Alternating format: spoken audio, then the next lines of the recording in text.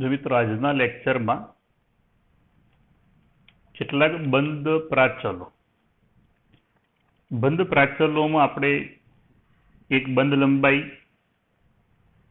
પછી આવશે બંધ ક્રમાંક, બંધ કોણ અને બંધ ઉર્જા. સૌથી જે પહેલા આપણે બંધ લંબાઈ, તો અણુમાં જોડાયેલા બે પરમાણુના કેન્દ્રો વચ્ચેના સંતુલિત અંતરને બંધ લંબાઈ કહે છે. એ બંધ લંબાઈ પિકોમીટરની અંદર હંમેશા માપવામાં આવે છે, અથવા પિકોમીટરમાં એ બંધ લંબાઈ દર્શાવવામાં આવે છે. ધારો કે આ બે પરમાણુ આ રીતે એકબીજા સાથે જોડાઈને અણુ બનાવે છે, તો બે કેન્દ્રો વચ્ચેનું આ સંતુલિત એટલે ઓછામાં ઓછું આ જે અંતર જે રહ્યું એને હંમેશા બંધ લંબાઈ કહે છે. એ બંધ લંબાઈ કયા એકમમાં દર્શાવવામાં આવે મિત્રો? પિકોમીટરમાં દર્શાવવામાં આવે છે.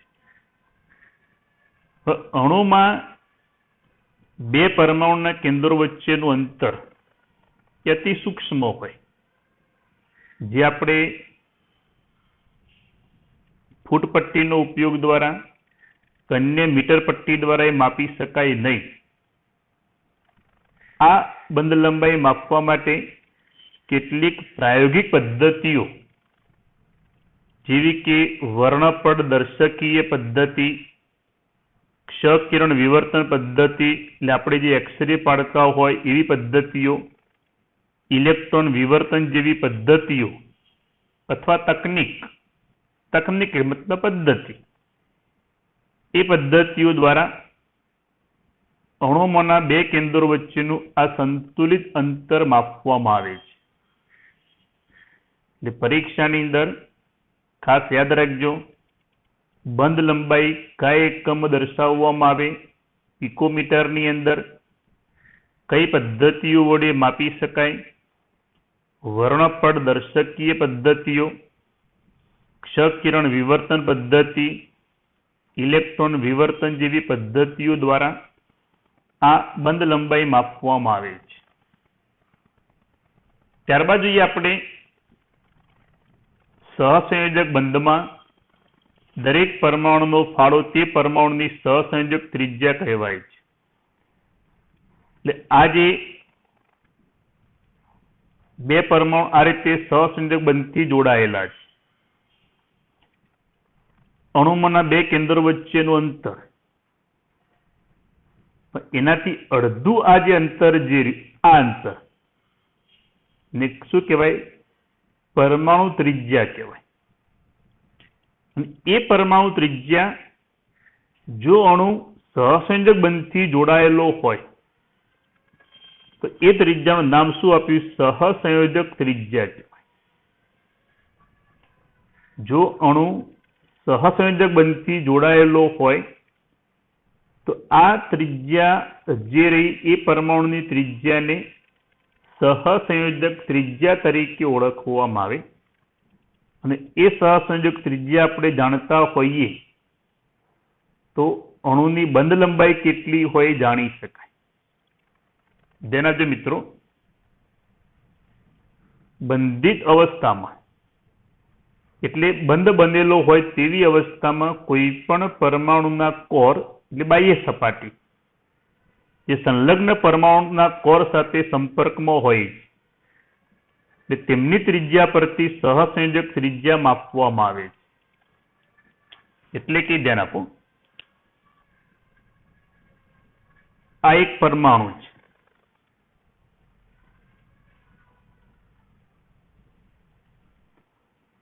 આ એની સપાટી, એને કોર કહેવાય. કોર મતલબ આ બાહ્ય સપાટી.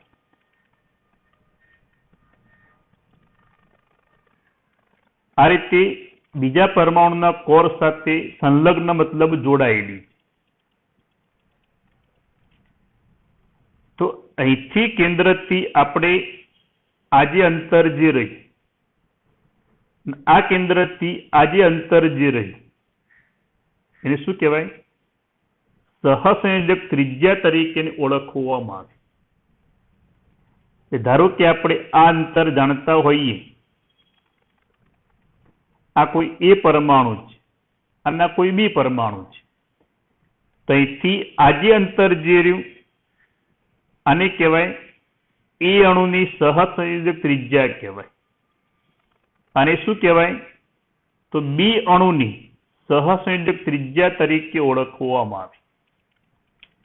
એટલે બંધિત અવસ્થામાં, એટલે આ રીતે બે પરમાણુ બંધથી જોડાયેલા હોય એવી અવસ્થામાં કોઈ પરમાણુના કોર, ધારો કે એ પરમાણુની કોર મતલબ આ બાહ્ય સપાટી જે સંલગ્ન પરમાણુના કોર સાથે, જેની સાથે જોડાયેલા બી પરમાણુના કોર સાથે સંપર્કમાં છે, ને એમની આ ત્રિજ્યા આપણે જાણતા હોઈએ, એટલે આ ત્રિજ્યા જે રહી એ ત્રિજ્યાને શું કહેવાય? સહસંયોજક ત્રિજ્યા તરીકે ઓળખવામાં આવે.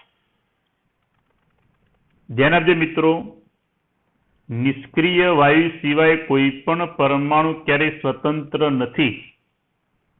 એ પરમાણુ એ હંમેશા બીજા પરમાણુ સાથે સહસંયોજક બંધથી, આયોનિક બંધથી અથવા અન્ય વિવિધ પ્રકારના બંધથી હંમેશા જોડાયેલો હોય. નિષ્ક્રિય વાયુને બાદ કરતા કોઈ પણ પરમાણુ સ્વતંત્ર અસ્તિત્વ ધરાવતો નથી. એ હંમેશા બીજા પરમાણુ સાથે વિવિધ પ્રકારના બંધથી હંમેશા જોડાયેલો હોય. માટે બે પરમાણુના કેન્દ્ર વચ્ચેનું અંતરનું અડધું જે મૂલ્ય આપણને મળે, અથવા કેન્દ્રથી કોર એટલે બાહ્ય સપાટી વચ્ચેનું આ જે અંતર જે મળે એને હંમેશા પરમાણુ ત્રિજ્યા કહેવાય. અણુમાં કયા પ્રકારનો બંધ બને? સહસંયોજક બંધ બને, તો એને સહસંયોજક ત્રિજ્યા તરીકે ઓળખવામાં આવે છે. ધ્યાન રાખજો મિત્રો. તો વ્યાખ્યા જો, સમાન અણુમાં સહસંયોજક બંધથી જોડાયેલા બે સમાન પરમાણુ વચ્ચેના અંતરનું અડધું મૂલ્ય, ધારો કે ક્લોરીન પરમાણુ આ ક્લોરીન પરમાણુ છે, તો બે સમાન પરમાણુ થયા. તો બે સમાન પરમાણુના કેન્દ્રો વચ્ચેનું આ જે અંતર જે રહ્યું આને શું કહેવાય મિત્રો? બંધ લંબાઈ કહેવાય. અને ક્લોરીન અણુમાં આ જે બંધ લંબાઈ જે રહી એ બંધ લંબાઈનું મૂલ્ય, આ જે મૂલ્ય રહ્યું એ મૂલ્ય 198 પિકોમીટર જેટલું છે. તો એનાથી અડધું મૂલ્ય, આજે અડધું જે મૂલ્ય મળે તો એને 2 વડે ભાગી દઈએ આપણે મિત્રો, તો કેટલું થાય? 99 પિકોમીટર થાય કે નહીં? તો 99 પિકોમીટર જે રહી એ ક્લોરીન પરમાણુની સહસંયોજક ત્રિજ્યા અથવા પરમાણુ ત્રિજ્યા તરીકે ઓળખવામાં આવે. એટલે સમાન અણુમાં સહસંયોજક બંધથી જોડાયેલા બે સમાન પરમાણુ વચ્ચેના અંતરનું આજે અડધું જે મૂલ્ય મળે એને હંમેશા એક પરમાણુ ત્રિજ્યા અથવા સહસંયોજક બંધથી જોડાયેલો છે તેને સહસંયોજક ત્રિજ્યા તરીકે ઓળખવામાં. ત્યારબાદ આપણે બીજી એક વાન ડેર વાલ્સ ત્રિજ્યા, પરમાણુની એકંદર ત્રિજ્યા દર્શાવે છે. એટલે આપણે પ્રકારની પરમાણુ ત્રિજ્યા દર્શાવે છે જેમાં અબંધકારક પરિસ્થિતિમાંના સંયોજકતા કોષનો સમાવેશ કરે છે. હું સમજાવું મિત્રો, ધ્યાન આપજો. વાન ડેર વાલ્સ ત્રિજ્યા ઘનમાંના અલગ અલગ અણુમાંના બે સમાન પરમાણુ વચ્ચેના અંતરનું અડધું મૂલ્ય છે. જો મિત્રો, આ એક Cl પરમાણુ, આ બીજો Cl પરમાણુ. તો આ બે ધ્યાનથી સમજો ખાસ, આ બે ક્લોરીન પરમાણુ સહસંયોજક બંધથી જોડાયેલા છે. અને આ જે દર્શાયું આ ઇલેક્ટ્રોન વાદળ છે. ધ્યાન આપજો મિત્રો, आ जे भाग दर्शाव्यो आ प्रकारनो ए शुं इलेक्ट्रॉन वादळ ए रीते आ बीजो क्लोरीन अणु जेनी अंदर 2 Cl परमाणु आ रीते एकबीजा साथे सहसंयोजक बंधथी जोड़ायेला छे। आने शुं दर्शाव्युं इलेक्ट्रॉन वादळ लेकिन अबंधकारक परिस्थिति में संयोजकता कोष એટલે આ એનું ઇલેક્ટ્રોન વાદળ દર્શાવેલું છે। તો આ ક્લોરીન અણુનું ઇલેક્ટ્રોન વાદળ આ ક્લોરીન અણુ ઇલેક્ટ્રોન વાદળ આ રીતે એકબીજાના સંપર્કમાં છે એકદમ નજીક છે મિત્રો। તો બે સમાન પરમાણુ આ અણુનો ક્લોરીન પરમાણુ આ અણુના ક્લોરીન પરમાણુના કેન્દ્રો વચ્ચેનું અંતર એ અંતર 360 पिकोमीटर જેટલું છે અને એનું અડધું જે મૂલ્ય મળે 180 पिकोमीटर આને કહેવાય વાન ડર વાલ્સ ત્રિજ્યા તરીકે ઓળખવામાં આવે। મિત્રો ધ્યાન આપજો, અહીંયા બે અણુના ઇલેક્ટ્રોન વાદળ એકબીજાના સંપર્કમાં છે। એ વ્યાખ્યા જો, વાન ડર વાલ્સ ત્રિજ્યા ઘનમાંના अलग अलग अणुमाना એટલે Cl2 अणु आ Cl2 अणु बंने Cl2 अणु थया बे समान परमाणु वच्चे એટલે आ क्लोरीन परमाणु समान परमाणु थया एमना वच्चेनुं अंतर એટલે आ केंद्र वच्चेनुं अंतरनुं अडधुं जे मूल्य मळे એને વાન ડર વાલ્સ ત્રિજ્યા તરીકે ઓળખવામાં આવે। વાન ડર વાલ્સ આકર્ષણ બળ વિશે આપણે પાછળના પાઠમાં આવશે મિત્રો, કારણ દરેક અણુની આસપાસ એક પ્રકારનું ઇલેક્ટ્રોન વાદળ હંમેશા ઉત્પન્ન થયેલું હોય। જ્યારે ઇલેક્ટ્રોન વાદળ એકબીજાની નજીક હોય, બે અણુના ઇલેક્ટ્રોન વાદળ જ્યારે એકબીજાને અતિશય નજીક હોય ત્યારે બે સમાન પરમાણુના કેન્દ્ર વચ્ચેનું અંતરનું અડધું જે મૂલ્ય મળે એને હંમેશા વાન ડર વાલ્સ ત્રિજ્યા તરીકે ઓળખવામાં આવે। ધ્યાન આપો, અહીંયા બે સમાન પરમાણુ છે જે સહસંયોજક બંધથી જોડાયેલા છે। તો આ કેન્દ્ર વચ્ચેનું અંતર ક્લોરીનના બે પરમાણુના કેન્દ્ર વચ્ચેનું અંતર 198 पिकोमीटर જેટલું છે। બે કેન્દ્ર વચ્ચેના અંતરનું અડધું જે મૂલ્ય મળ્યું આ અડધું મૂલ્ય જેને આપણે RC જેને એક પ્રકારની પરમાણુ ત્રિજ્યા કહેવાય, એ પરમાણુ ત્રિજ્યા અથવા સહસંયોજક બંધથી અણુ જોડાયેલા છે તો બીજું નામ શું કહેવાય મિત્રોને સહસંયોજક ત્રિજ્યા કહેવાય। એ 99 पिकोमीटर જેટલી થાય। એટલે આ અંતરનું અડધું મૂલ્યને પરમાણુ ત્રિજ્યા કહેવાય। પણ જ્યારે બે અણુના ઇલેક્ટ્રોન વાદળ એકબીજાના સંપર્કમાં હોય, એકબીજાને અતિશય નજીક હોય ત્યારે બે સમાન પરમાણુના કેન્દ્ર વચ્ચેના અંતરનું અડધું આ જે મૂલ્ય મળે એને હંમેશા વાન ડર વાલ્સ ત્રિજ્યા તરીકે ઓળખવામાં આવે। તો આથી એક બંધ લંબાઈનું અડધું જે મૂલ્ય મળે એને એક સહસંયોજક ત્રિજ્યા તરીકે ઓળખવામાં આવે। તો આ રીતે મિત્રો બંધ લંબાઈ વિશે આપણે સમજૂતી આપી। ત્યારબાદ જોઈએ આપણે બીજો મુદ્દો બંધ કોણ। અણુ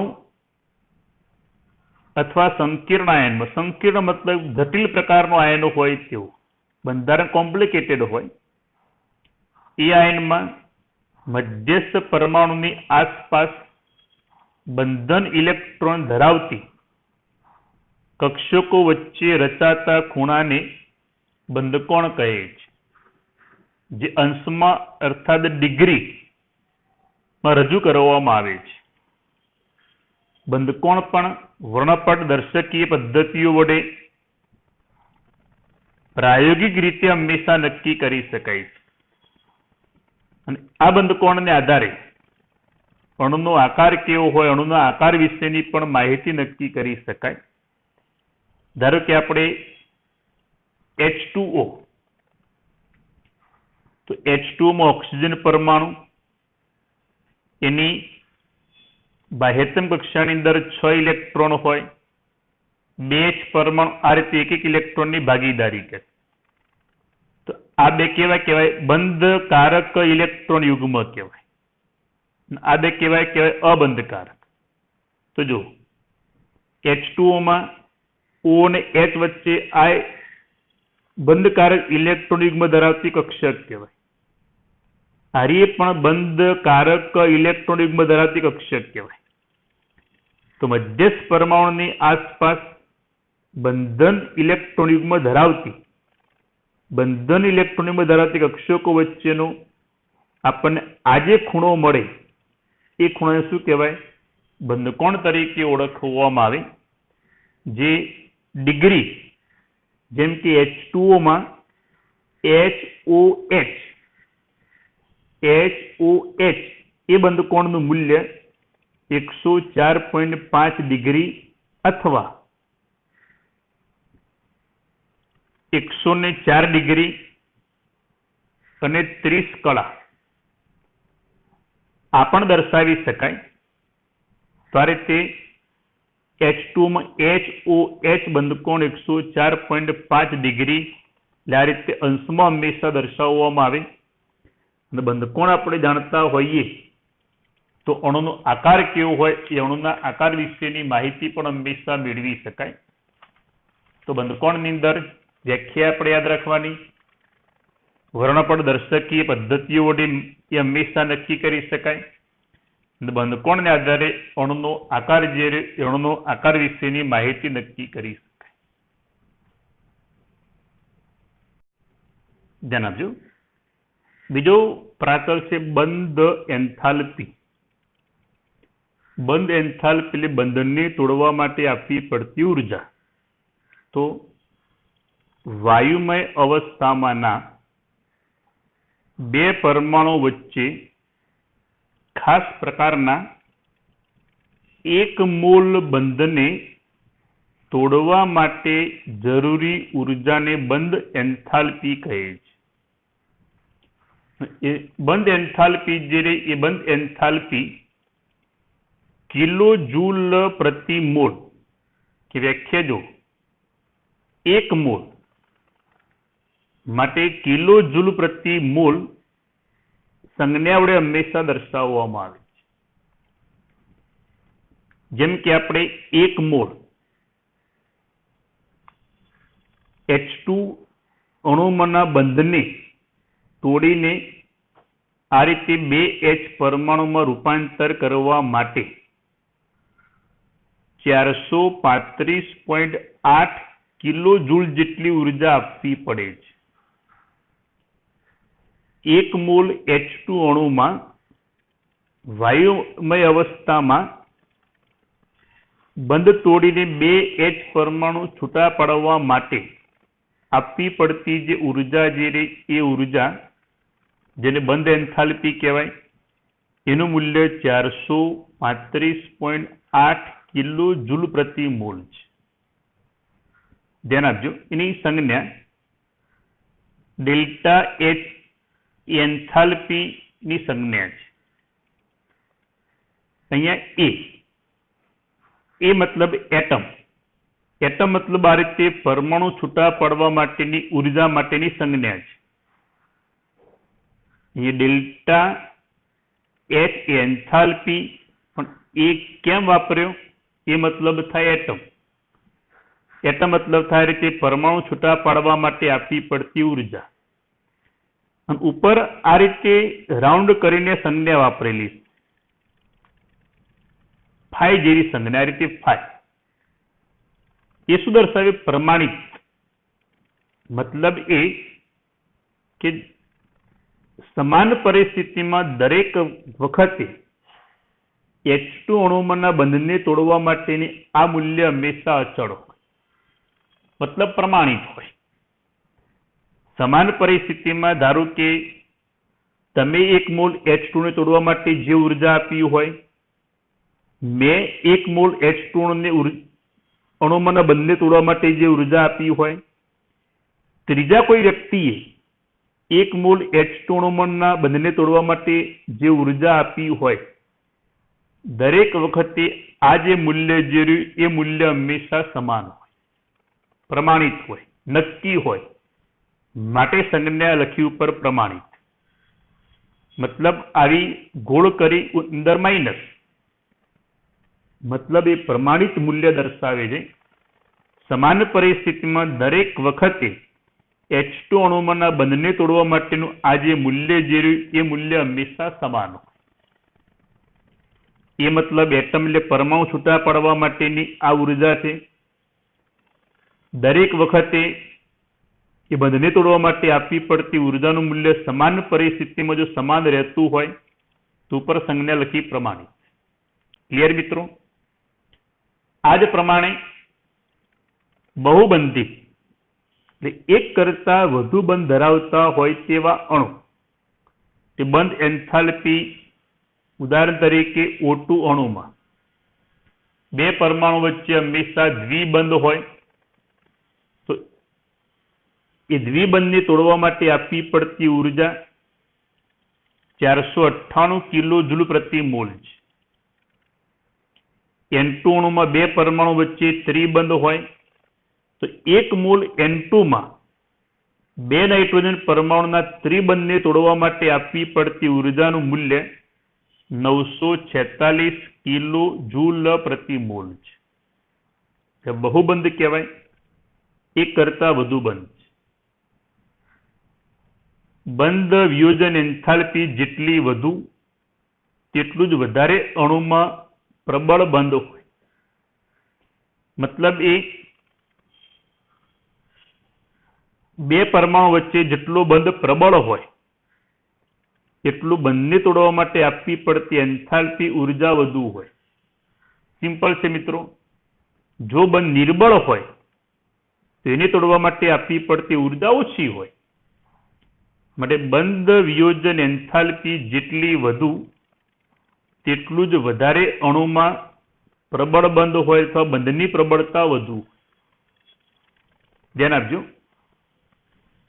અહીંયા N2 અણુમાં બંને પરમાણુ નાઇટ્રોજન છે, માટેના બંનેના કેન્દ્રો કેવા હોય? સમાન હોય.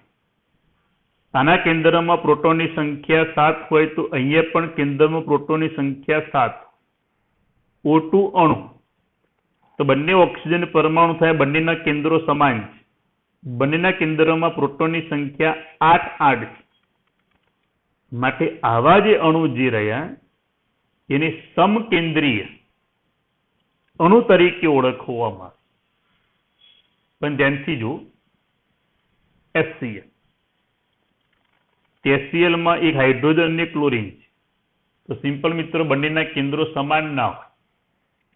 માટે શું કીધું? વિષમ કેન્દ્રીય દ્વિપરમાણુ અણુ કહેવાય. વિષમ કેન્દ્રીય દ્વિપરમાણુ અણુ માટે જેમ કે HCl, તો 1 મોલ HCl ની વાયુ સ્થિતિમાં H અને Cl ને છૂટા પાડવા માટે આપવી પડતી ઉર્જા જેનું મૂલ્ય 471 કિલો જૂલ પ્રતિ મોલ છે. ક્લિયર મિત્રો? તો આ રીતે બંધ એન્થાલ્પી તો વાયુમય અવસ્થામાં 1 મોલ અણુમાંના બંધને તોડવા માટે આપવી પડતી ઉર્જા છે જે કયા એકમમાં દર્શાવવામાં આવે? કિલો જૂલ પ્રતિ મોલ એકમમાં દર્શાવવામાં. પણ બહુપરમાણવી અણુઓમાં કે જે અણુમાં એક કરતા વધુ પરમાણુ હોય, જેમ કે H2O હોય પાણી, HNO3 હોય, H2SO4 હોય, તે બહુપરમાણવી અણુઓમાં બંધ લંબાઈનું બંધ ઉર્જાનું માપન, બંધ લંબાઈ ને મિત્રો, બંધ ઉર્જાનું માપન ખૂબ જ જટિલ છે. આપણે ઉદાહરણ H2O ની બાબતમાં OH બંધને તોડવા માટેની જરૂરી એન્થાલ્પી સરખી નથી હોતી. જો H2O માં અહીંયા બે અબંધકારક ઇલેક્ટ્રોન યુગ્મ છે. ધ્યાન આપજો. બંને ઇલેક્ટ્રોન વાદળ ની અસર આ બંધ ઉપર પણ જોવા મળે, આ બંધ ઉપર પણ જોવા મળે. પણ જ્યારે H2O માં આ બંધ જ્યારે તૂટી જાય તો આ રીતે બે ઇલેક્ટ્રોન વાદળ હશે. ઇલેક્ટ્રોન વાદળ તો એમના એમ જ છે, અબંધકારક ઇલેક્ટ્રોન યુગમાં. અહીંથી બંધ તૂટી ગયું તો અહીંથી બંધ તૂટી જાય તો આનું રાસાયણિક બંધારણ બદલાઈ ગયું. અહીંયા અબંધકારક ઇલેક્ટ્રોન યુગ્મની અસર આ બંને બંધ ઉપર હતી.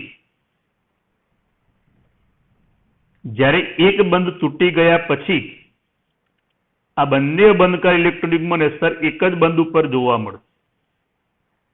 આપણને ધારો કે બે પગ છે, બે પગ હોય તો ચાલવામાં સરળતા રહે, દોડવામાં સરળતા રહે, વ્યવસ્થિત ઉઠી શકાય, બેસી શકાય.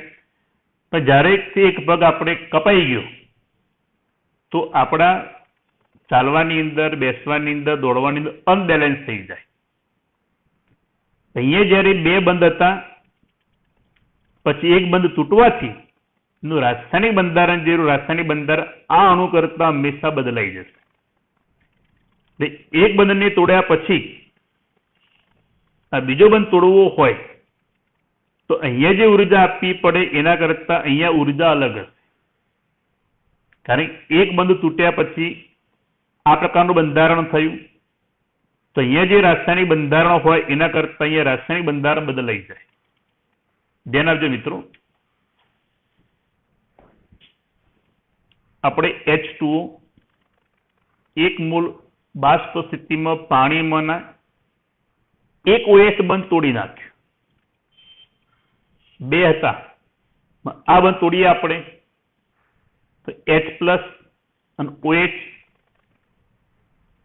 તો અહીંયા જે બંને તોડવા માટે જે ઉર્જા આપી ΔAH1, મતલબ પહેલા બંને તોડવા માટે આપવી પડતી ઉર્જા એ 502 કિલો જૂલ પ્રતિ મોલ છે. પછી OH, તો OH માંના આ O અને H વચ્ચેને બંને તોડવા માટે આપવી પડતી ઉર્જા એ 427 કિલો જૂલ પ્રતિ મોલ છે. 2 નંબર મતલબ બીજા OH બંને તોડવા માટે આપવી પડતી ઉર્જા, પહેલા ને બીજા બંને તોડવા માટે આપવી પડતી ઉર્જાના મૂલ્યો બદલાઈ ગયા. એમાં તફાવત જોવા મળ્યો. તો જુઓ મિત્રો, ΔAH ના મૂલ્યોમાં તફાવત દર્શાવે છે કે બીજો OH બંધ કઈ ફેરફાર પામે છે, કારણ કે રાસાયણિક પર્યાવરણ બદલાઈ જાય છે. એ સમજાયું? અહીંયા જે રાસાયણિક બંધારણ હોય, રાસાયણિક ફેરફાર હોય એના કરતા એક બંધ તૂટ્યા પછી બીજા બંધ ઉપર રાસાયણિક ફેરફાર હંમેશા એનું પર્યાવરણ, એનું આસપાસનું ઇલેક્ટ્રોન વાદળ બદલાઈ જશે. માટે એક બંધને તોડ્યા પછી જે ઉર્જા આપવી પડે એના કરતા બીજા બંધને તોડવા માટે આપવી પડતી ઉર્જા એ હંમેશા અલગ હોય. આથી જ બહુપરમાણવીય અણુઓમાં સરેરાશ બંધ એન્થાલ્પી શબ્દ વપરાય છે. પર્યાય મતલબ એ શબ્દ વપરાય છે કે બંને OH બંધને આપવી પડતી સરેરાશ એન્થાલ્પી કેટલી, કેવી રીતના ગણી શકાય મિત્રો? તો કુલ બંધ વિયોજન એન્થાલ્પીના મૂલ્યને તૂટેલા બંધની સંખ્યા વડે ભાગતા હંમેશા મળે છે. જેમ કે પાણીમાં તો પહેલા બંને તોડવા માટે 502, બીજા બંને 427. આ બંનેનો કરી દઈએ આપણે સરવાળો, ભાગ્યા કેટલા બંધ હતા? 2. તો 502 + 427 ભાગ્યા 2, તો પાણીમાં સરેરાશ બંધ એન્થાલ્પી 464.5 કિલો જૂલ પ્રતિ મોલ જેટલી થાય. તો આ રીતે મિત્રો બહુપરમાણવી અણુઓમાં આપણે જે બંધ એન્થાલ્પી જે રહી એ સરેરાશ બંધ એન્થાલ્પી હંમેશા હોય. ક્લિયર મિત્રો? એના પછીનો પર્યાય છે બંધ ક્રમાંક. તો બંધ ક્રમાંકમાં અણુમાંના બે પરમાણુ વચ્ચેના બંધની સંખ્યાને બંધ ક્રમાંક કહે છે. જેમ કે આપણે H2 અણુ, તો બે જ પરમાણુ વચ્ચે એક ઇલેક્ટ્રોનની ભાગીદારી થઈ તો બંધની સંખ્યા કેટલી થઈ? 1. તો આનો બંધ ક્રમાંક કેટલો થયો મિત્રો? 1 થયો. આપણે O2 અણુ, તો બે પરમાણુ વચ્ચે આ રીતે લુઈસ બંધારણ પ્રમાણે બે ઇલેક્ટ્રોનની ભાગીદારી થઈ. લુઈસ બંધારણ યાદ કરી દો O2 અણુમાં. તો આ રીતે બે પરમાણુ વચ્ચે બે બંધકારા ઇલેક્ટ્રોન યુગ્મ, તો દ્વિબંધ રચ્યા તો બંધ ક્રમાંક કેટલો થયો? 2. એ રીતે N2 અણુમાં બે નાઇટ્રોજન પરમાણુ વચ્ચે 3 ઇલેક્ટ્રોનની ભાગીદારી થઈ. તો બે પરમાણુ વચ્ચે આ રીતે ત્રિબંધ રચાશે. તો બંધ ક્રમાંક કેટલો થયો? 3 થાય.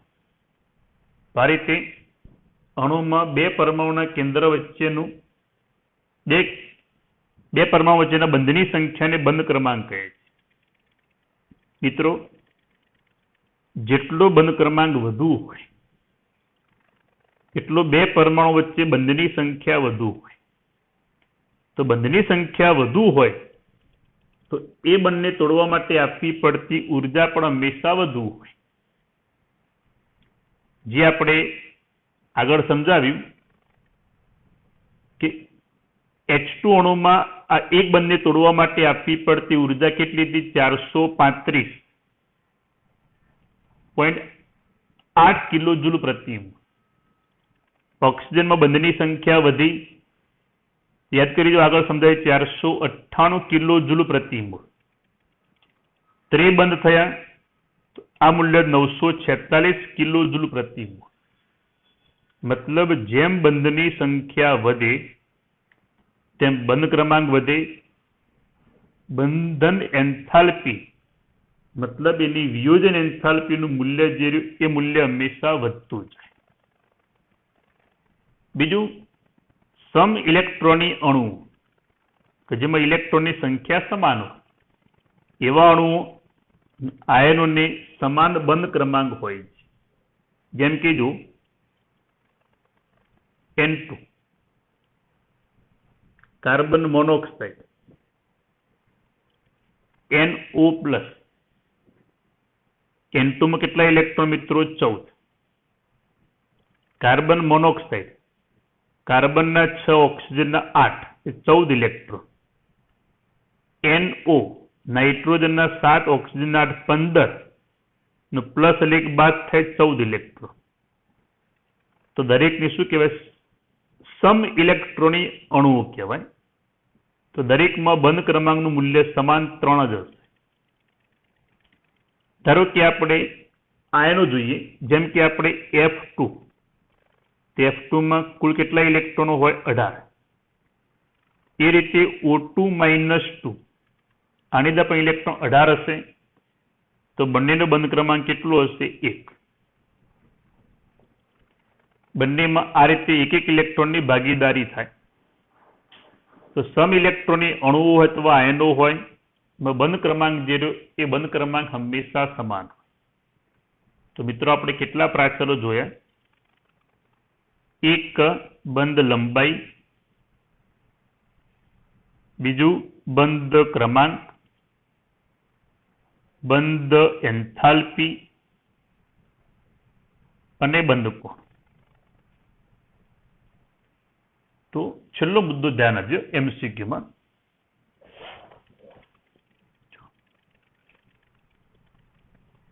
બંધ ક્રમાંક અને બંધ લંબાઈ એ હંમેશા એકબીજાના વ્યસ્ત પ્રમાણમાં હોય. જેટલો બંધ ક્રમાંક વધુ હોય એટલી બંધ લંબાઈ હંમેશા ટૂંકી હોય. બંધ ક્રમાંક જો વધુ હોય તો હંમેશા એની બંધ ઉર્જા, જેને કહેવાય બંધ એન્થાલ્પી, હંમેશા વધુ હોય.